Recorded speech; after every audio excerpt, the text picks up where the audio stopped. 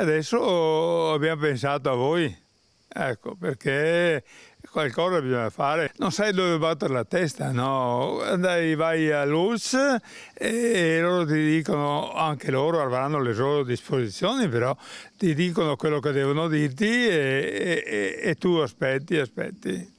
Si è rivolto ad Antenna 3 il signor Angelo Zancanaro, che da poco ha compiuto 81 anni e da oltre uno, precisamente dal luglio 2024, attende una visita oculistica. Da quando, cioè, presa l'impegnativa col suo curante chiamato il CUP, ha ricevuto solo oggi una chiamata per fissare l'appuntamento, che sarà il 1° settembre. E se avesse voluto, avrebbe anche potuto anticipare. Ma no, non è quello, è che aspettare un anno, un mese non cambia tanto. È l'anno che è più lungo.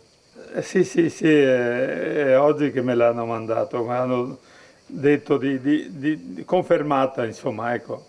Un calvario iniziato lo scorso anno che non ha prodotto nulla, nemmeno dopo varie sollecitazioni, per una visita la cui tempistica era prevista entro 3 mesi. Una visita che non è proprio vista da me, che non è una visita proprio da poco. Mi dicono che ho del glaucoma che sta partendo. È una visita di controllo, sì.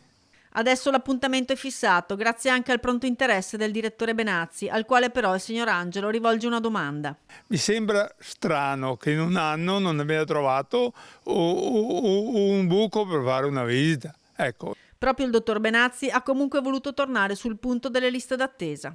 Intanto mi scuso con l'utente, sicuramente sarà una visita di controllo. Allora, noi ci siamo molto concentrati sulle B, cioè quindi quelle a 10 giorni, quelle urgenti, quelle a 60-90 giorni. Sulle visite di controllo stiamo comunque recuperando molto.